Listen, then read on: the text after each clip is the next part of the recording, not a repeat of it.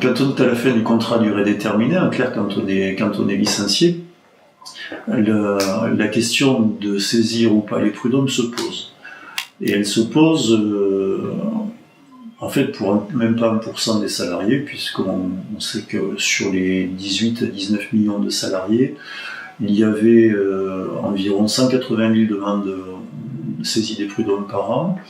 Avant la réforme de M. Macron, quand il était à l'économie, avant sa loi, qui a complexifié la procédure et qui fait que désormais, au lieu de 180 000, on est plutôt autour de 120 000. On a diminué de 30 à 40% les demandes de prud'hommes.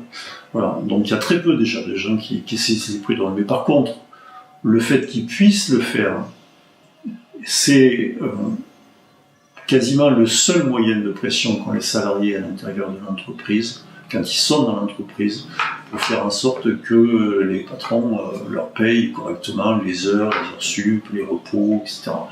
Voilà, c'est le seul moyen de pression qu'ils ont, c'est la perspective que peut-être, ils saisiront les prud'hommes et que peut-être ils gagneront. Voilà. Et pour éviter les licenciements ou pour négocier un licenciement moins dur, bon, c'est cette menace potentielle qui faisait que les patrons pouvaient hésiter. Là, avec l'ordonnance, ils n'ont plus beaucoup à hésiter, parce que même dans le cas où les prud'hommes reconnaissent que l'employeur a licencié abusivement, et ils ne le font pas si souvent que ça, pour une raison simple, c'est que les prud'hommes, c'est un tribunal paritaire, moitié conseiller employeur, moitié conseiller salarié. Donc quand ils déclarent un licenciement abusif, c'est que vraiment le licenciement est très très abusif. Et donc même dans ce cas-là, donc avec l'ordonnance, quand le licenciement sera reconnu abusif par les prud'hommes, l'instauration d'un plafond de dommages et intérêts, d'un plafond très bas, et par ailleurs variable même, ce plafond très bas et variable fera que, inévitablement, les patrons qui calculent un minimum, quand ils regarderont le barème et qu'ils sauront que même si leurs salariés gagnent, ils vont avoir à payer maximum 3 mois, 4 mois, 5 mois, 6 mois de salaire, et ils ne vont pas hésiter. Ils vont pas hésiter. Par rapport à ce qu'ils y gagnent, ils vont pas hésiter. Par contre, le salarié, évidemment, sachant que s'il gagne, il va gagner peut-être pas de quoi payer son avocat. Bon, je crois que l'affaire elle est suffisamment pliée pour qu'on puisse s'attendre à ce qu'il y ait une chute terrible du nombre de demandes de prud'hommes. Et par contre, on peut s'attendre, parce que justement les conditions de travail à l'intérieur des entreprises sont de plus en plus dures, parce que les patrons vont d'autant moins hésiter à faire ce qu'ils sont tentés souvent de faire. Voilà. Et je pense que ce qu'il faut dire aussi, c'est que les conditions dans lesquelles les salariés vont se retrouver, ça va être tous les jours. Tous les jours que cette pression elle va être là, parce qu'ils savent que le patron désormais ne va plus hésiter du tout à licencier, alors que jusqu'ici on avait souvent des réactions de salariés disant mais quand même il ne va pas me licencier pour ça, quand même il ne va pas le faire. Là progressivement les salariés vont se dire si, il va le faire. Et moi, comme conseiller du salarié, je sais que depuis plusieurs années, je vois à l'intérieur des entreprises les employeurs qui se sentent de plus en plus forts parce qu'ils ont de plus en plus de droits dans la législation du travail. Les employeurs, ils se sentent de plus en plus à l'aise pour licencier, et licencier de plus en plus abusivement, c'est-à-dire qu'ils hésitent de moins en moins à licencier pour faute grave, même si de faute il n'y en a nulle part. Voilà. Et ce phénomène, il va s'accentuer. Et donc la peur des salariés dans les entreprises va s'accentuer aussi.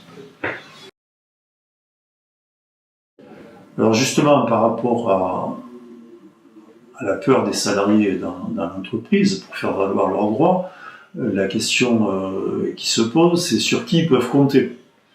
Et donc on a vu donc, sur les prud'hommes, ça deviendra les travaux d'Hercule pour arriver à gagner au prud'homme. Mais l'autre point sur lequel ils pouvaient éventuellement céder, c'était l'inspection du travail. Et là, il y a quelque chose de terrible dans les ordonnances, c'est la chose suivante, c'est que les inspecteurs du travail ne sont pas habilités à sanctionner les accords d'entreprise non respectés.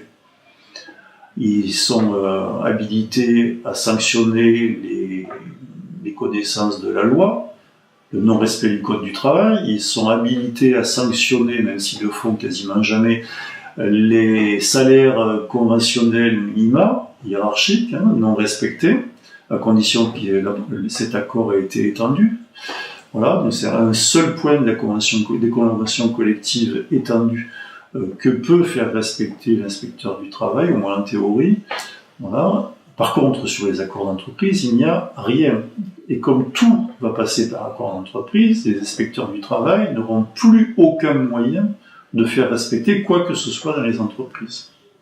Bon, c'est quand même un point qui n'est quasiment jamais souligné sur les ordonnances, mais c'est le point essentiel, parce que les salariés, le plus souvent, que ce soit qu'ils aillent à l'inspection du travail ou qu'ils menacent d'y aller, je vais te mettre à l'inspection du travail, voilà, ils avaient quand même l'espoir que l'inspection du travail pouvait avoir quelque action encore sur les entreprises.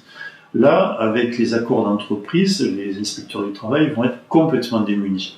Alors l'autre point sur lequel ils pourraient compter sont les représentants du personnel pour les entreprises où ça existe, c'est-à-dire une minorité d'entreprises, mais souvent des grosses avec beaucoup de salariés. Donc ces représentants du personnel, l'ordonnance a quasiment fait la totale, puisque les représentants du personnel, on avait les délégués du personnel, c'était 1936.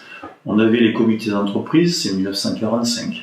On avait les délégués syndicaux dans les entreprises, c'était 1968. Voilà, on avait les CHS, bon là ça s'est fait en plusieurs fois, mais disons le CHS dans sa forme actuelle, CHSCT, les comités d'hygiène, sécurité et des conditions de travail, c'était 1982.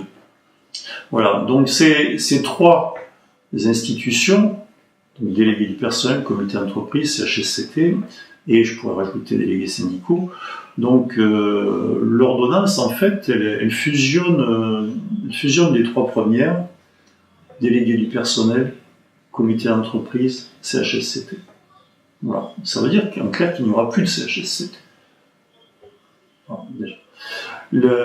Ça veut dire aussi que les délégués du personnel, fusionnés avec le comité d'entreprise, les attributions des délégués du personnel qui étaient de porter les réclamations individuelles et collectives des salariés, de défendre le droit du travail, ces attributions-là, elles vont être diluées dans les attributions des comités d'entreprise, puisque c'est ça le but de la manœuvre, qui est de co-gérer un peu avec l'employeur donc la situation économique et financière de l'entreprise, etc.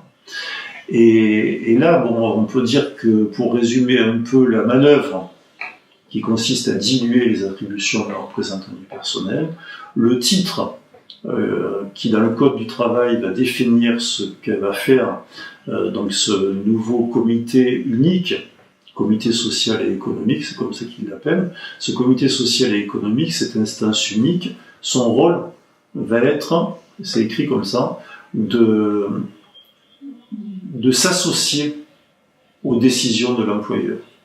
Voilà. Les représentants du personnel, leur rôle dans l'entreprise va être d'être associés aux décisions de l'employeur. Donc une cogestion, mais qui sera évidemment pas une cogestion au sens d'égalité, c'est-à-dire qu'ils vont accompagner les décisions de l'employeur donc pour faire en sorte qu'elles passent mieux. Donc il n'y a plus aucun rôle prévu de délégation du personnel pour faire valoir les droits des salariés à l'intérieur de l'entreprise. Ça, c'est le schéma général. Et par contre, pour ce qui reste sur les moyens de ce qui restera des attributions de ces délégués, les moyens, il y aura moins de délégués, il y aura moins d'heures de délégation, il y aura moins de pouvoir.